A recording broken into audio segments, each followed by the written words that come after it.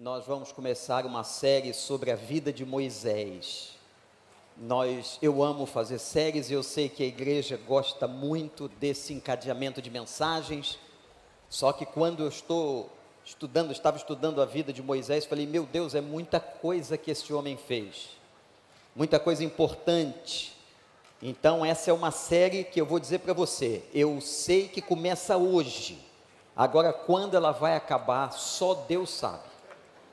Então não temos aqui uma data específica para o término da série, mas eu tenho certeza que a gente vai aprender muita coisa. Eu queria convidar você a abrir a sua Bíblia no livro de Êxodo capítulo 2. Vamos começar pelo início, pelo dia do nascimento de Moisés.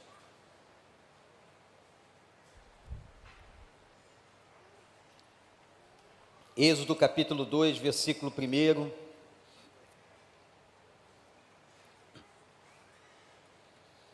Um homem da tribo de Levi casou-se com uma mulher da mesma tribo e ela engravidou, deu à luz a um filho. Vendo que era bonito, ela o escondeu por 3 meses, quando já não podia mais escondê-lo. Pegou um cesto feito de junco e o vedou com piche e betume. Colocou nele o menino à margem do Nilo. A irmã do menino ficou observando de longe para ver o que lhe aconteceria. A filha de Faraó descera ao Nilo para tomar banho. Enquanto isso, as suas servas andavam pela margem do rio. Nisso viu o cesto entre os juncos e mandou sua criada apanhá-lo. Ao abri-lo, viu um bebê chorando. Ficou com pena dele e disse: esse menino é dos hebreus. Então a irmã do menino aproximou-se e perguntou à filha de Faraó: a senhora quer que eu vá chamar uma mulher dos hebreus para amamentar e criar o menino? Quero, respondeu ela. E a moça foi chamar a mãe do menino. Então a filha do Faraó disse à mulher: leve esse menino, amamente-o para mim e eu pagarei você por isso. A mulher levou o menino e o amamentou, e tendo o menino crescido, ela o levou à filha de Faraó, que o adotou e lhe deu o nome de Moisés, dizendo: porque eu o tirei das águas. Deus nos abençoe.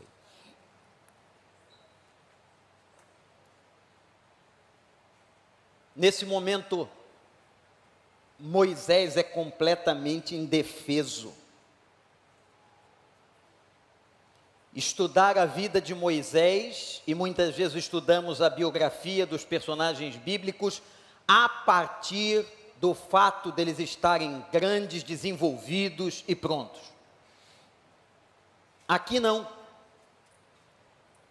Mas deixa eu lembrar para você, irmão, o contexto. Nesse momento, um faraó chamado Ramsés estava profundamente preocupado. A Bíblia diz que esse faraó não conheceu José, isso é sério. E vou dizer uma coisa para você, não esquecer nunca sobre a sua vida e sobre a vida das pessoas. As pessoas, até as mais importantes na história, são esquecidas. Até as pessoas que foram mais relevantes são esquecidas. A natureza humana é muito ingrata. O pecado fez isso com a gente. Nós esquecemos das pessoas. E o texto de Êxodo começa dizendo assim: e houve uma geração que não conheceu José. Não soube tudo que José fez, governador do Egito, homem importante, homem relevante, homem significativo para o Egito. Veio uma geração nova que não conheceu José. Tem uma geração nova chegando aqui na nossa igreja que não sabe o que a igreja viveu 32 anos atrás. Isso é normal. Quando Ramsés assumiu como líder e faraó, ele não sabia nada sobre a história de José. Mas ele se preocupa porque ele percebe o crescimento da população israelita. E com medo, Ramsés diz assim: eles podem crescer tanto que se um inimigo vier contra o Egito, que naquela época era o maior império do mundo, eles poderão se juntar ao nosso inimigo e lutar contra nós. Foi nesse momento que Ramsés então determina de maneira violenta que os israelitas fossem levados a trabalhos forçados, ao ponto de que o versículo 14 do capítulo 1 diz assim: e a vida dos israelitas tornou-se amarga. Eles sofriam, apanhavam, não tinham qualquer recompensa, morriam facilmente. E agora vem uma coisa pior. Ramsés, o faraó, pega as duas parteiras principais do Egito, que costumavam a acompanhar as hebreias no parto,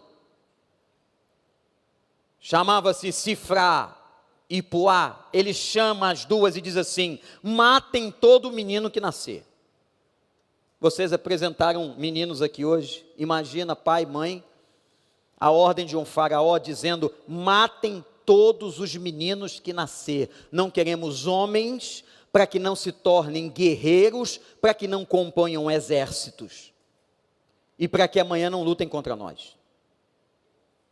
Agora veja a influência de um povo de Deus no meio do Egito. A Bíblia diz assim: e as parteiras não conseguiram obedecer à ordem de Faraó. Corajosas. E Faraó então vai fazer o seguinte: chama o povo a uma nova ordem. E a nova ordem foi: qualquer criança, menino que nascer, que seja jogado no Nilo, nosso rio mais importante. A ordem era terrível. Só faço aqui uma observação. O homem que queria afogar as crianças no rio, morreu afogado no final da sua vida. Aqui está começando a história de um indefeso. Eu fui pesquisar a etimologia da palavra indefeso. Aquele que não pode se defender. Aquele que é vulnerável.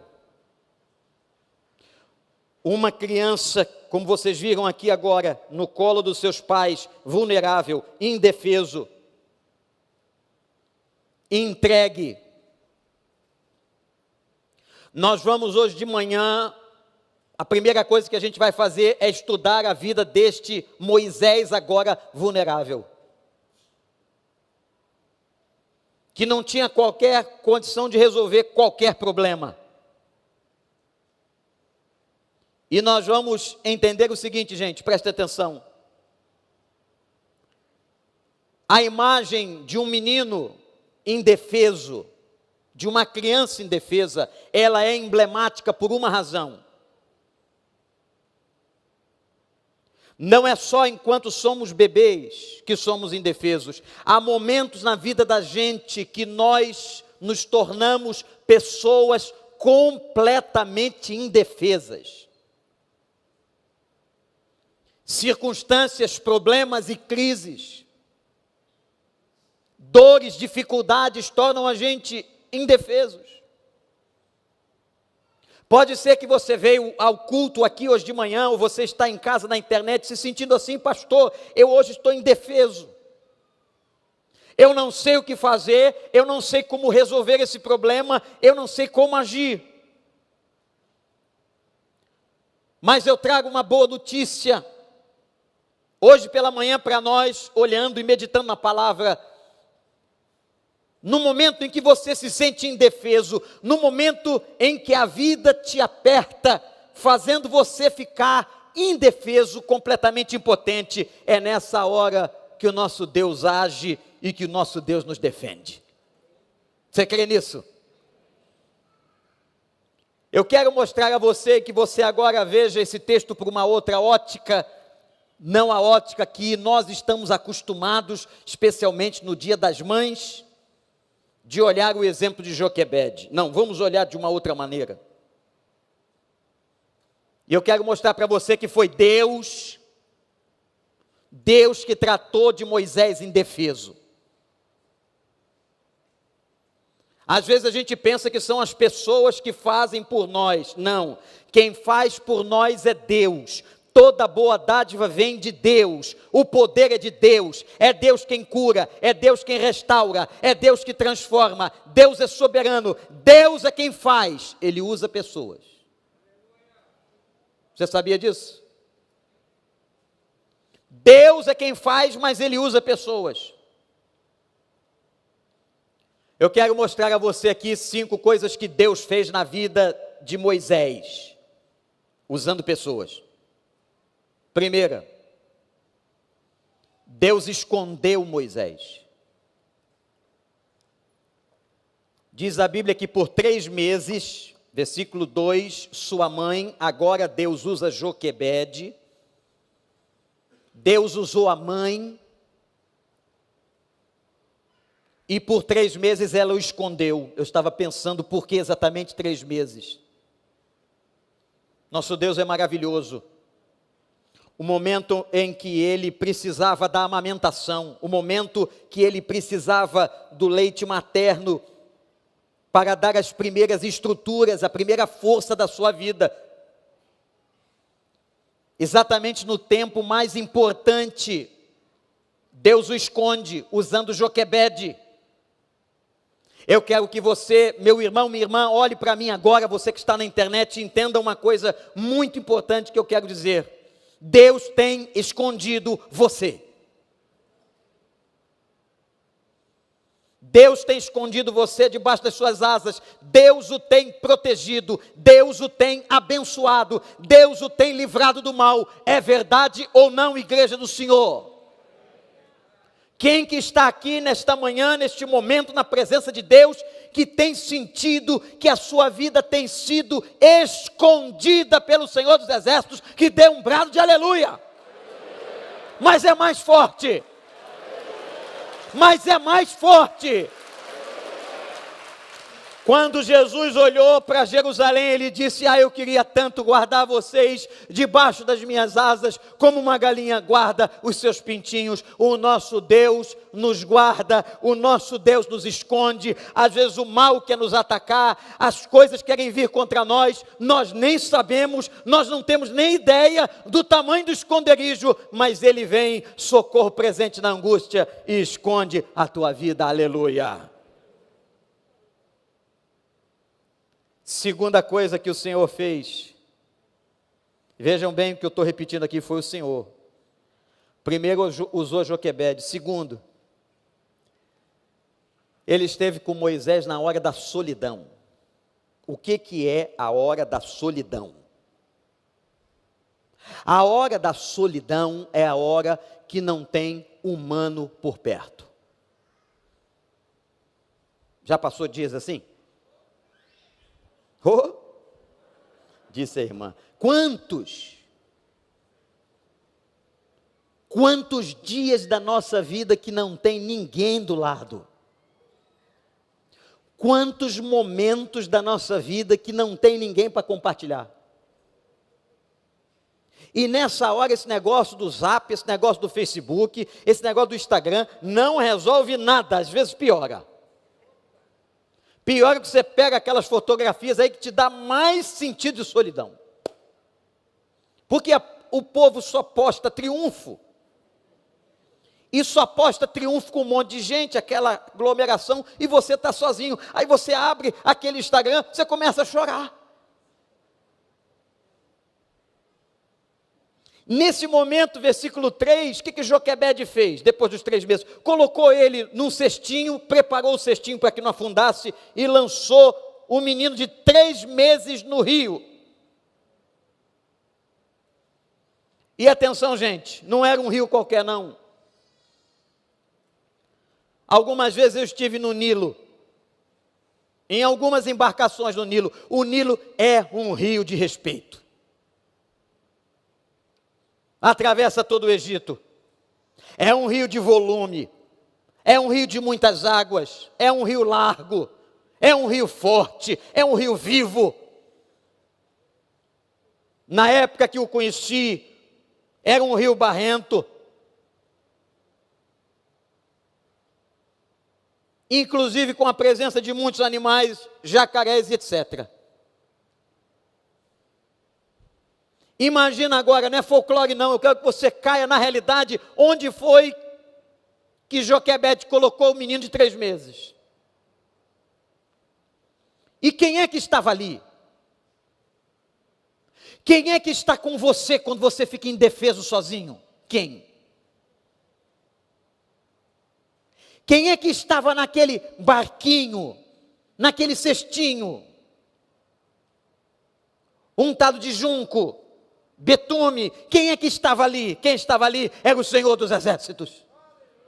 Foi esse Senhor dos Exércitos que não deixou aquele barquinho virar, que não deixou a água entrar, que não deixou o animal partir para cima do pequeno Moisés. O Senhor estava ali, e eu quero declarar nesta manhã que você leve isso para casa e que Deus edifique a sua vida. O Senhor está no teu cestinho e está te abençoando. Ele está na tua solidão, Ele está no teu apartamento, Ele está na tua casa, Ele está no teu carro. Quando você se sentir só, lembre-se, o Senhor dos Exércitos está comigo.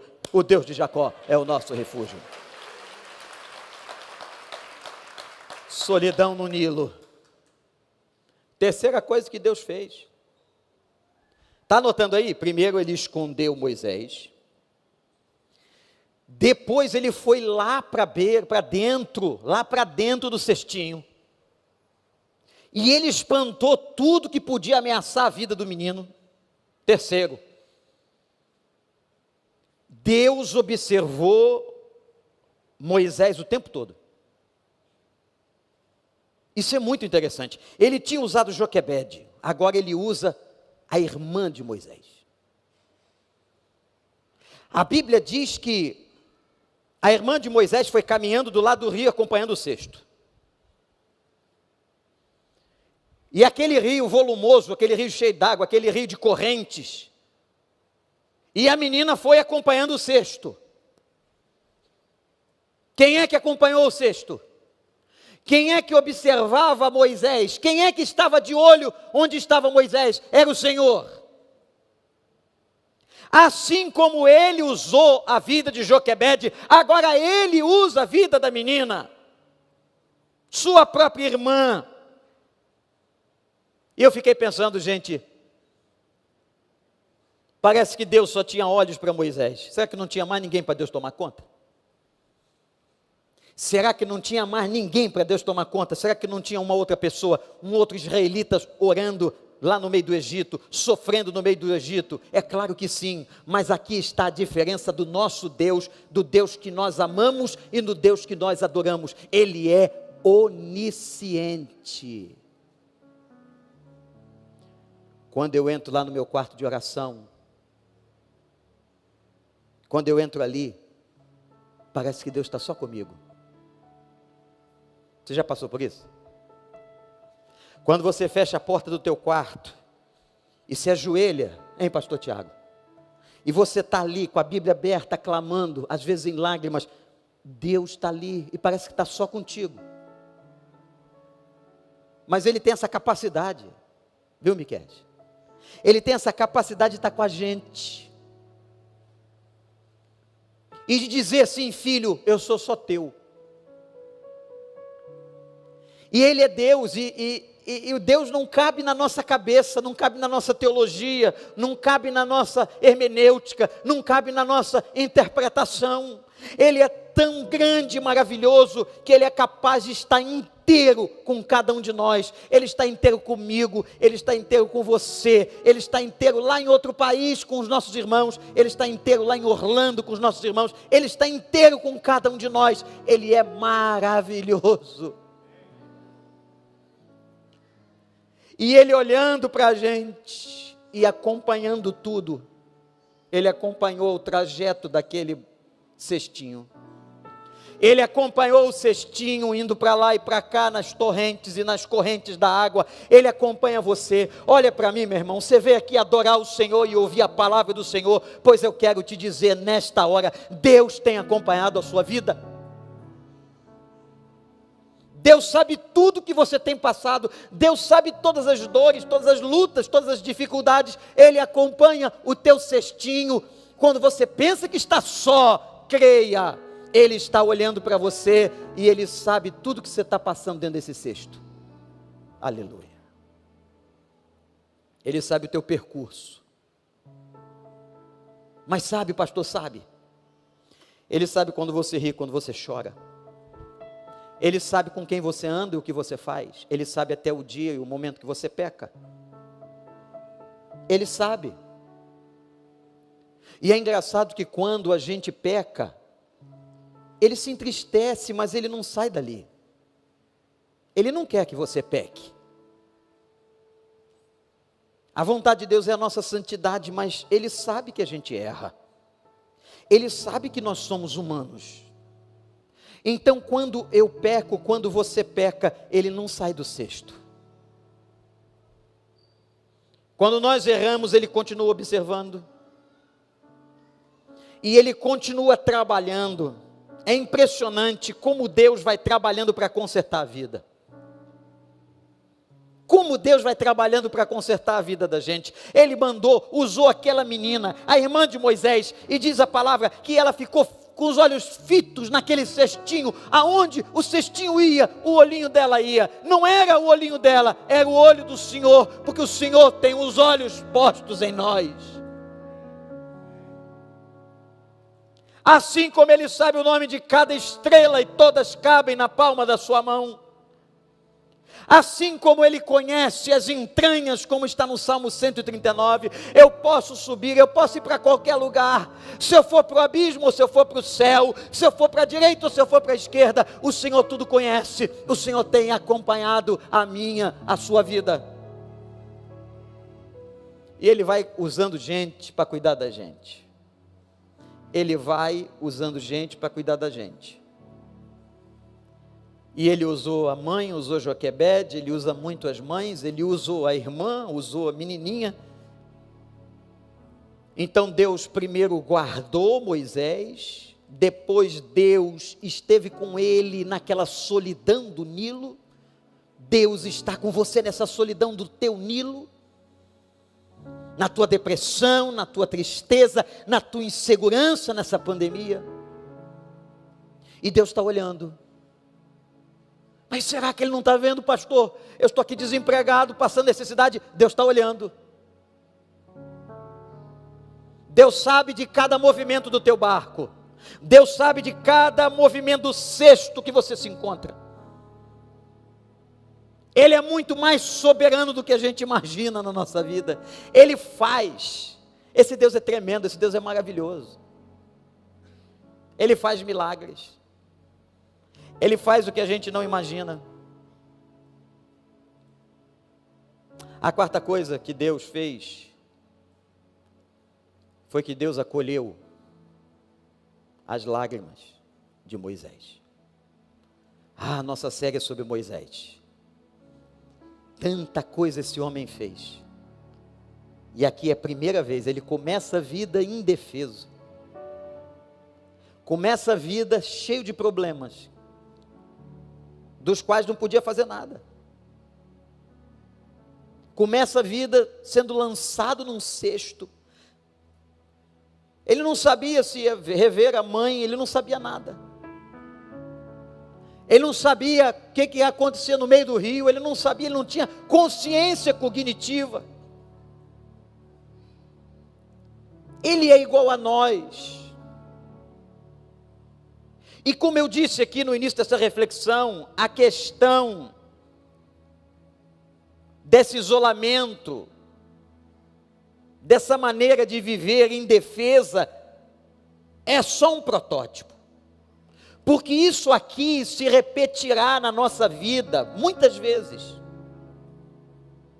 Não é só uma vez que você se torna uma pessoa indefesa, não é só quando nasce, não é só quando você passa os primeiros dias de vida. Não, nós temos momentos na vida da gente que nós somos completamente indefesos. A gente não sabe o que fazer, não sabe o que responder, não sabe como resolver, não sabe para onde vai, não sabe. E a gente ora e continua não sabendo. A gente clama e continua não sabendo. A gente fica totalmente indefeso. O problema, e a questão é que você nunca está sozinho. E que o Espírito Santo hoje abra teus olhos para ver que Deus cuida de gente indefesa. Deus cuida de gente indefesa como eu e você, como cuidou do menino. Diz a palavra aqui agora, verso 6, o cestinho foi por acaso? O cestinho foi encostando na beira do rio. Foi por acaso? Claro que não foi por acaso. E quem é que estava ali? Estava ali as servas da filha de Faraó. E quem é que estava na margem do rio, acompanhando, olhando? A irmã de Moisés. E ela acompanha e vê quando as meninas, as servas, abrem o cestinho. Imagina a curiosidade das meninas, o que tem aqui. E quando abriram, tem mães aqui, apresentamos bebês, encontraram um bebê de 3 meses chorando.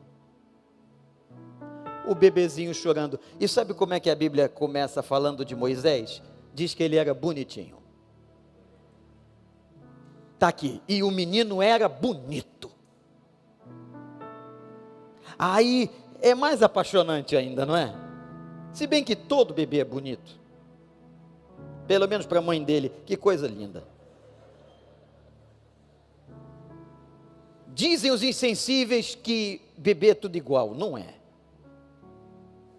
Pergunta à mãe.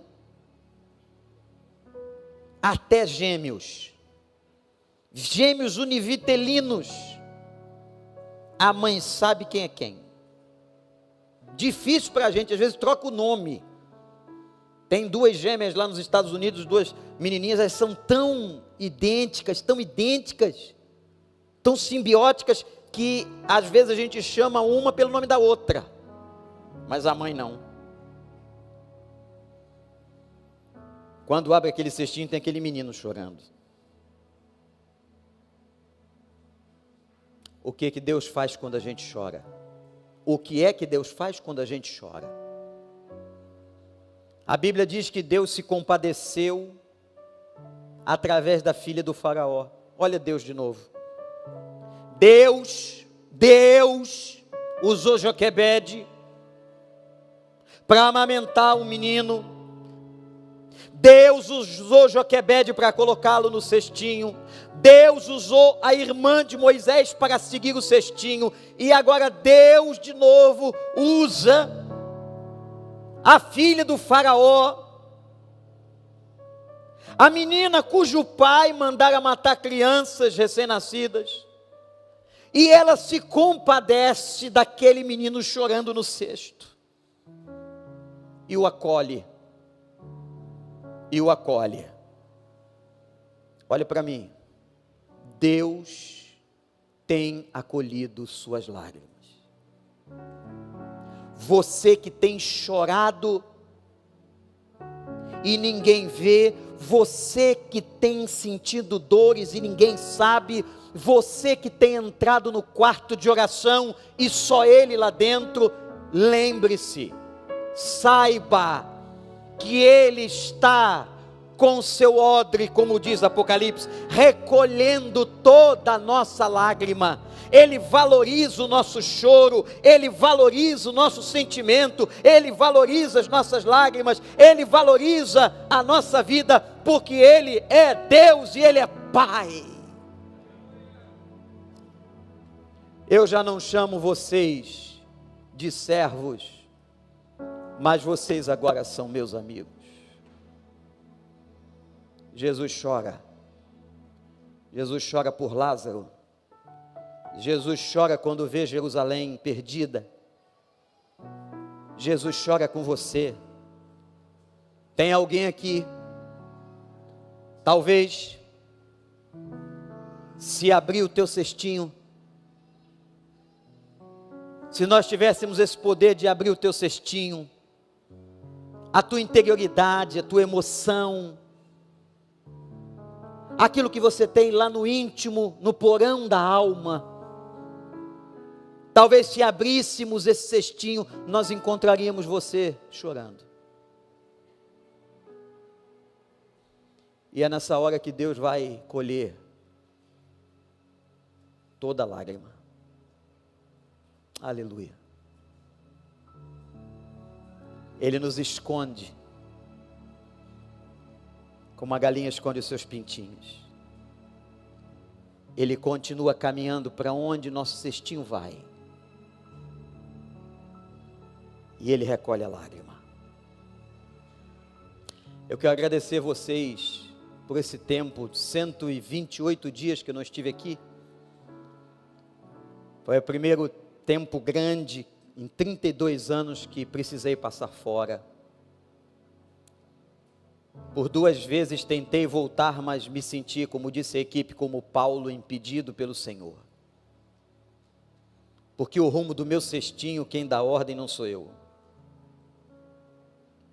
O cestinho vai navegando, e às vezes eu gostaria que ele parasse num lugar, mas ele não para, Deus está no controle.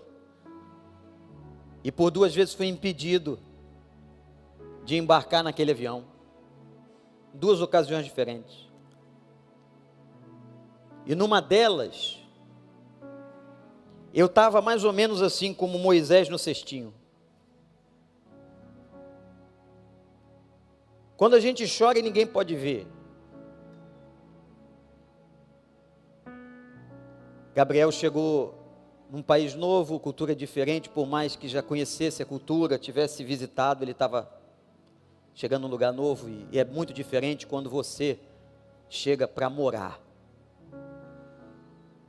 E eu precisava dar a ele toda a estabilidade emocional que eu pudesse.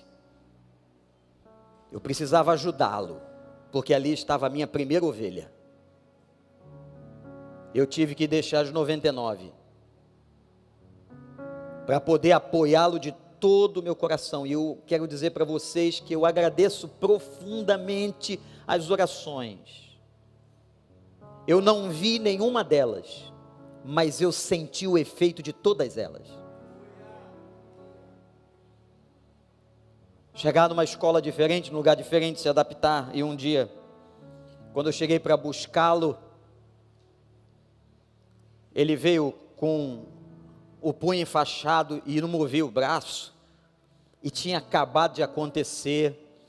E eu falei: o que foi, filho? Ele entrou, e aí ele soltou a emoção, porque ele estava ali durão, né? 14 anos, mas ali ele soltou a emoção, e a dor veio forte, e ele disse: pai, nós temos que ir para o hospital. E nós fomos para o hospital, e a gente tendo que dar todo o ânimo, toda a motivação. E aí o menino foi examinado, o médico disse assim: olha, tem uma fratura perto do cotovelo, que o osso não pode se mover, porque senão nós temos que fazer uma cirurgia. E eu falei: aí, que horas vocês vão decidir sobre isso? Só daqui a 7 dias. As circunstâncias, talvez você pense, mas quebrar o braço é tão comum, né? Quebrar um cotovelo. O problema são as circunstâncias que eu estava. O cestinho estava lá no meio do Nilo, sozinho. E aí naquele momento, ele não conseguia fazer um movimento. Nós chegamos no primeiro hospital, e o médico tentou tocar no braço dele, ele não conseguia, ele gritava de dor. E era uma máquina comum, ele não conseguia colocar a máquina para ser verificado, e o médico disse assim: eu não tenho como fazer o exame, ele não consegue deixar tocar no braço, você tem que ir para um outro hospital, e lá eles têm um outro tipo de máquina, que é a máquina que se move, não o braço. Mas eu sabia que ele não conseguia nada, de tanta dor. Fomos lá para outro hospital. Quando nós chegamos no outro hospital, resumindo toda uma história de muito tempo, isso agora já era perto das 10 horas da noite, o fato aconteceu às 3 da tarde, 2h30. O homem veio e disse: você vai precisar colocar, conquanto a máquina faça movimento, você tem que movimentar esse braço. E ele, muito apavorado, disse: eu não consigo, não tem como, não toca, não dá. E o homem disse assim para mim: o senhor não pode ficar aqui, o senhor tem que ir lá para fora. Eu falei assim: o senhor pode deixar só uma frecha da porta? Só um pouquinho. Eu disse: ok. Eu fui para um ângulo que a cama dele estava, aí eu fiz assim para ele: ó, olha para mim. E eu fiquei do lado de fora. Aí eu, como se fosse torcida, falei: senhor, entra no junco aí, o cara não pode fazer, eu não posso ir ali. Quando o médico foi tocar, eu abaixei a cabeça e comecei a orar. Ele viu que eu estava orando. Quando eu levantei a cabeça, ele estava com o olho arregalado, ele sabia o que eu estava fazendo. E eu abaixei de novo e comecei a orar. E repeti o gesto várias vezes para ele ver que ele não estava ali sozinho, que eu estava do lado de fora e que eu estava orando por ele. E clamando pela dor dele, e clamando por aquela situação. Ah, gente. E aí eu não podia entrar lá no junco dele, no barquinho dele. Aí quem entrou foi Deus. Deus entrou e fez tudo. Entrou, botou o braço para lá, para cá, e o menino conseguiu. E ele olhou para mim, chegou a dar um sorriso olhando para mim. Eu abaixando a cabeça. Disse: filho, eu não pude entrar aí, mas ó, entrou gente muito mais poderosa aí. E fez tudo o que tinha que fazer. Tem fratura, vamos ter que esperar. E nesse tempo vem, as lágrimas se misturam com um monte de coisas, não é? Eu quero dizer a vocês que uma das coisas mais difíceis nesses 128 dias foi não poder estar aqui do lado das famílias, das pessoas enlutadas. Perdi um dos meus melhores amigos, o Taí Caetano, companheiro desde os 14 anos de idade de toda a revista Elos. Perdemos o Harold 25 minutos depois dele ter fechado os olhos. A Marina me encontrou lá nos Estados Unidos e foi só chorar no telefone com eles. E outros irmãos de nossa igreja acompanhando sempre as listas do Joel, do Ministério de Capelania. E que tristeza não poder compartilhar da dor, e sabendo que a gente não podia ir nos hospitais, não podia entrar nos sepultamentos. É nessa hora, e é só nessa hora que você entende o texto e entende que quando você chora no meio do barco, dentro do cesto, onde não tem humano, onde não tem ninguém, onde não tem amigo, onde não tem pastor para te ajudar, ali está o Senhor dos Exércitos, e a sua glória enche o nosso lugar. Aleluia.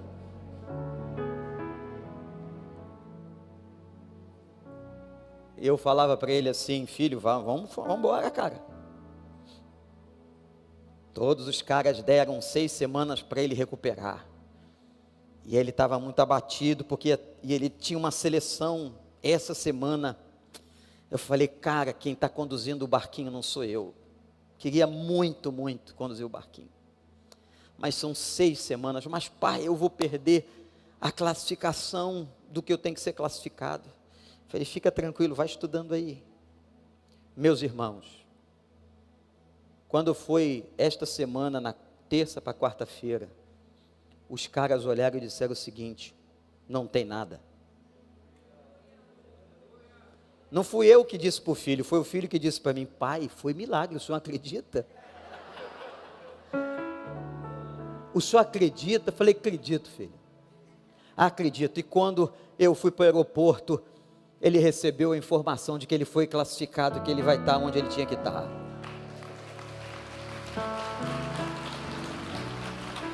Me orgulhou de ver todas as notas dele num lugar estranho, com uma língua estranha, tudo estranho. e saber como é que Deus cuida, mesmo quando a gente está sozinho no meio do Nilo. Eu quero que você saia daqui com isso no coração. Deus cuida de você no meio do Nilo. Deus cuida de você no meio do Nilo. Deus cuida de você quando você está sozinho ali. E por fim, para terminar a introdução sobre a história de Moisés, a menina que estava acompanhando o cestinho viu, pararam ali. A filha do faraó sentiu compaixão, olha Deus trabalhando. A menina usada por Deus pergunta assim: eu posso chamar uma hebreia para dar leite? Esse menino está com fome. Aí Deus, que agiu na menina que era irmã de Moisés, agora de novo age na filha do faraó, na egípcia. Deus usa o que Ele quer, o tempo que Ele quer, como Ele quer, a hora que Ele quer. Não é você que controla a agenda, não é você que controla o relógio, não é você que controla os desígnios. O barco vai, e quando você entrega a sua vida a Jesus, é Ele que está no controle.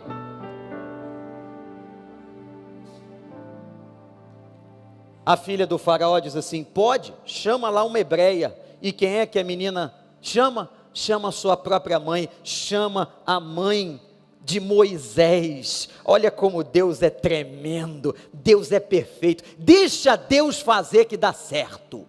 Deixa Deus completar a obra que dá certo. Não fica atrapalhando as coisas de Deus. Não tenta colocar a mão onde você não pode colocar a mão. Não tenta manipular porque você não pode manipular.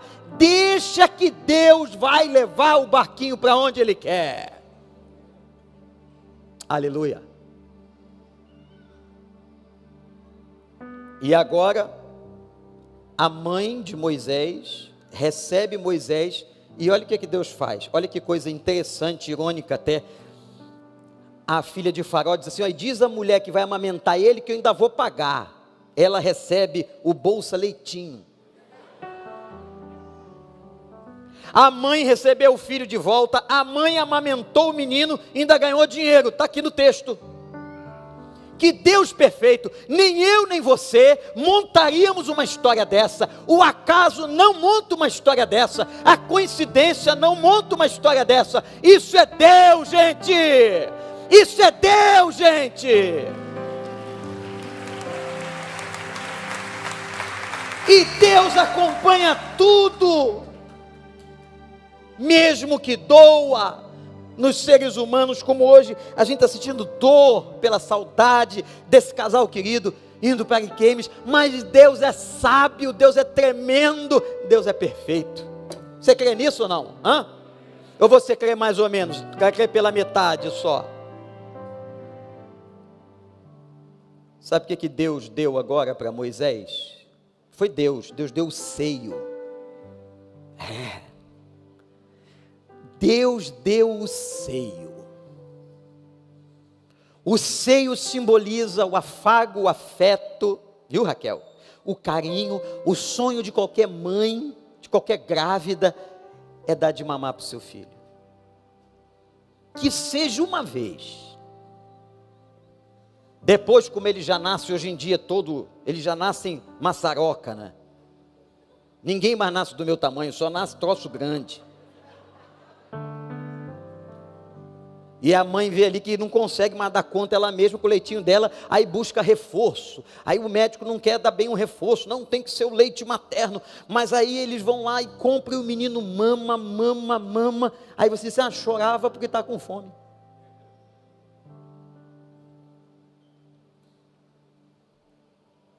Deus coloca a gente deitado no seio dele. Tem uma expressão na Bíblia que fala do seio de Abraão. Que um dia nós vamos todos voltar para o seio de Abraão. Sabe o que é isso? Lugar de afago, de aconchego, de carinho, de sustento. E aí eu me lembrei quantas vezes esse filho que hoje está grandão, ele dormiu no meu peito, ficava de bruço e descansava, com aqueles bracinhos, com aquelas perninhas. Hoje eu que durmo no peito dele.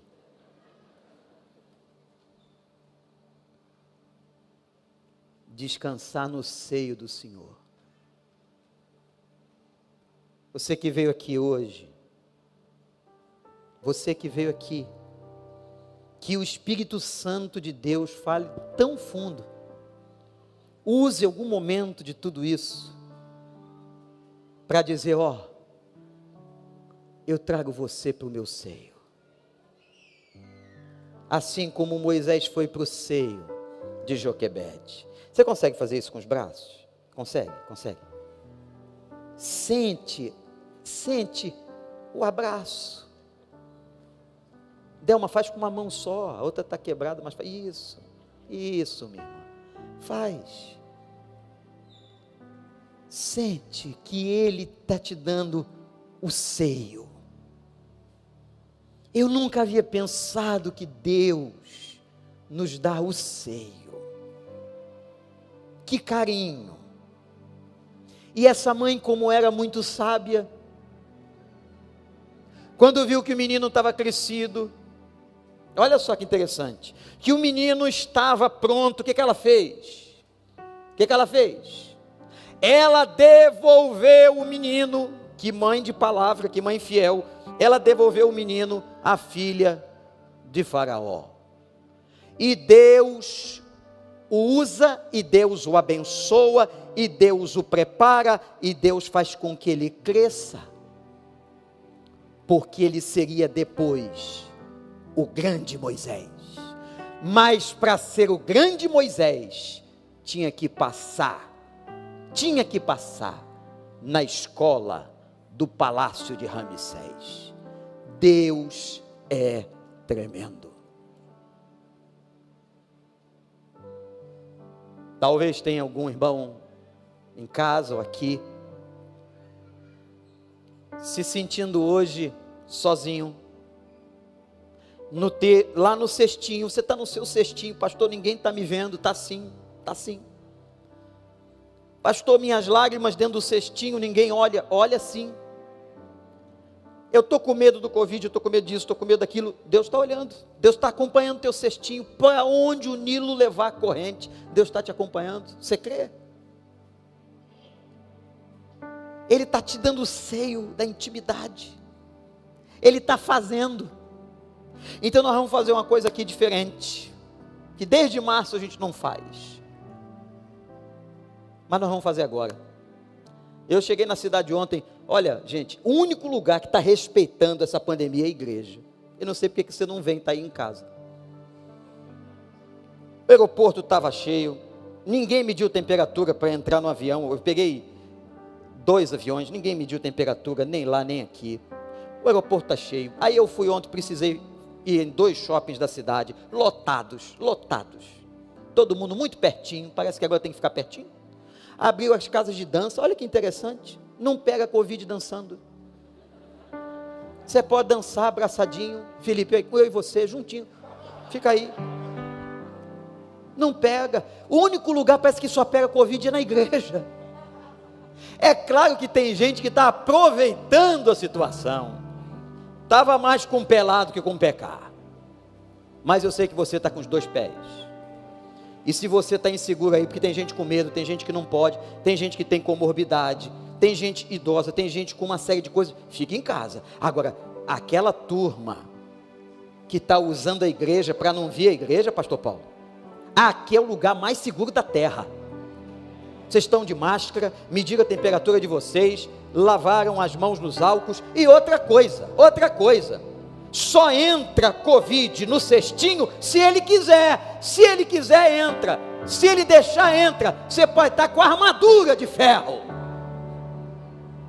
que se ele achar que você tem que pegar esse negócio por uma experiência qualquer, seja até a experiência de partir para cima, vai entrar pela juntura da armadura de ferro, vai subir, vai entrar lá no dedo do pé, e vai subir pela canela até a tua boca e lá dentro de você.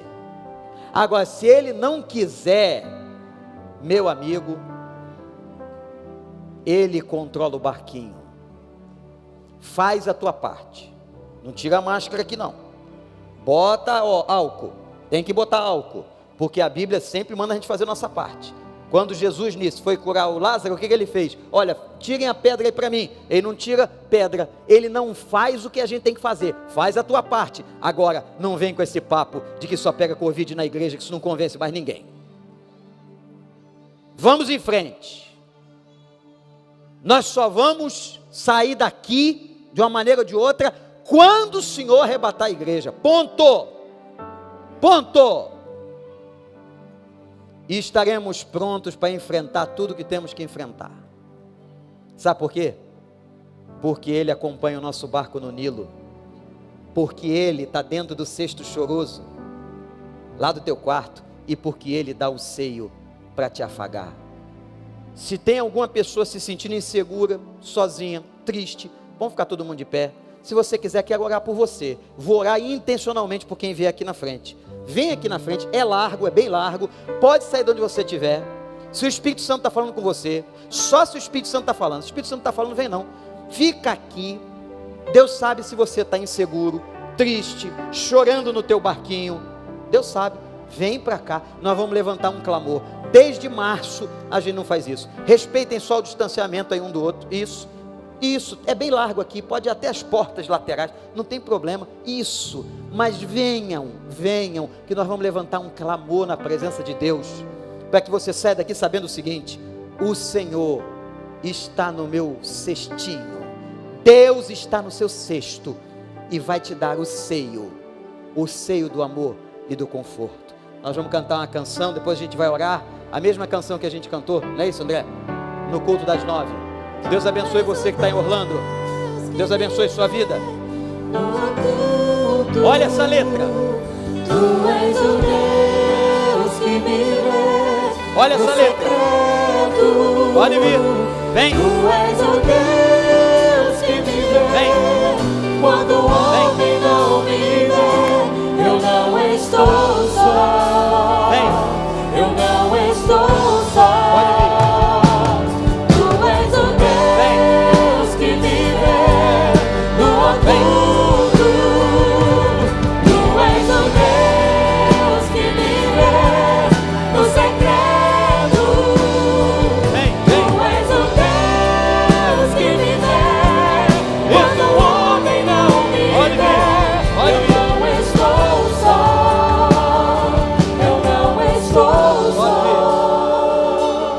Isso diz. Olha o que diz essa canção. É marcada por conquistas. Minha arma foi a tem medo, tem solidão. Vem aqui à frente. Eu quero clamar pela sua vida. Esperança vem. É regada isso. Por lembranças. Deus abençoe a senhora. Vem. E o tempo não levou. Tem medo, tem segurança. Tem solidão, vem, pode vir. Me alcançou, Deus, eu não podia imaginar. Perdi meu chão, olha como chora o meu coração.